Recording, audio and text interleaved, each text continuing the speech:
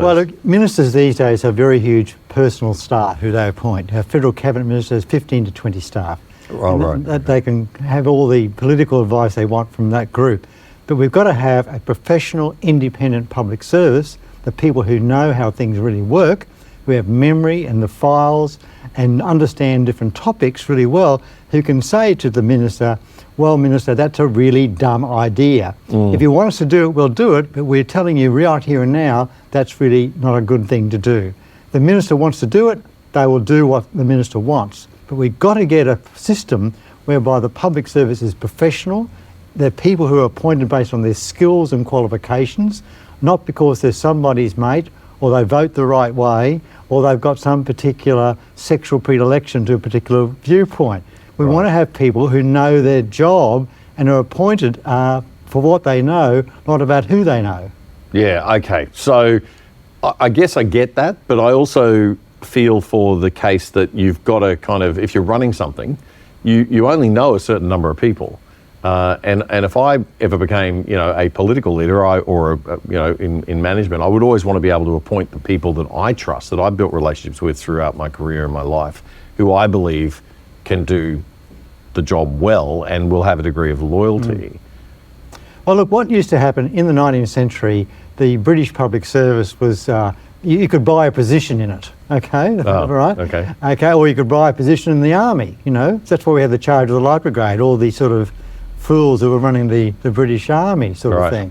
You couldn't buy a position in the British Navy because you had to bring back the ship. When you say buy a position, you mean I just fund something and then you'll get a position? Look, Daddy wants me to have this position, a lovely uniform, and look, Daddy, I'm the youngest son of Lord such and there's no really position for me, so we'll buy a commission in the army, right?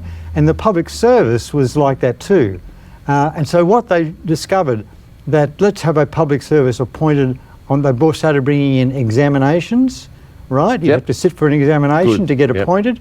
You have to have qualifications and you work your way up the system based on your efforts, if you like. And if there's a change in government, we've got a continuing permanent public service who can continue to give advice to whoever is in office. Because politicians, as you know, are temporary office holders, okay? They come and they go.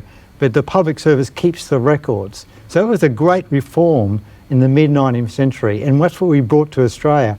And we had a number of royal commissions in the 1890s, and we formed an independent public service, people appointed, sitting for exams, working their way up the system, knowing their areas back to front, okay? So when there was a change of government, they could say, look, Minister, here's the file. We did try that once before.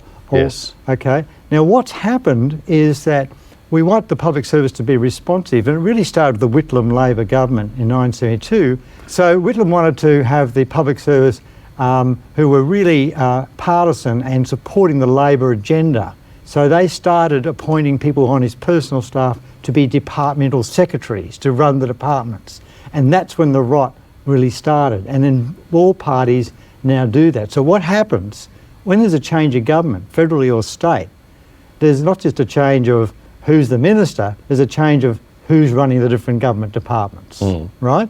And the problem with that, you bring in people from the outside, often limited experience, and they give the advice that the ministers want to hear, not the advice that the ministers need to hear. There's two different points going on. I get that, but I also hear, the flip side of that is, well, we've elected a new government. Yeah. And if you don't, you end up with the British system.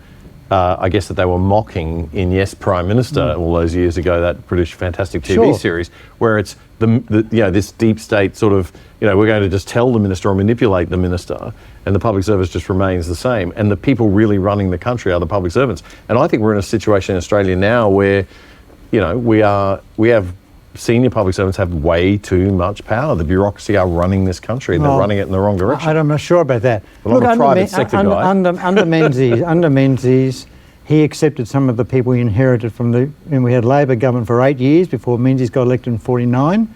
As a prime minister, and prime ministers have always had the power to decide who's going to be department secretaries.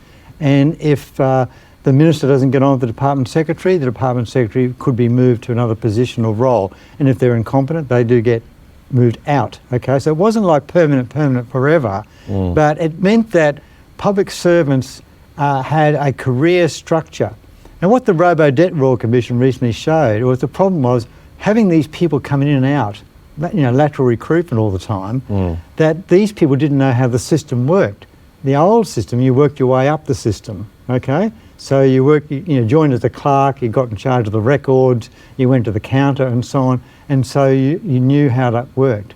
So I don't agree that the public service do run the things. So I can tell you right here now, having worked in 3 federal cabinet ministers' office, the ministerial office runs the show. Well, okay, it really does. Okay. The power's shifted to the but I want the public service. My relationship with the public service was, you're the professionals. I want you to tell me what you really think.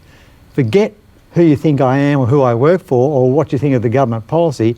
If you think this is a crap policy, I want to know about it, and I want to see that in the submission to the minister.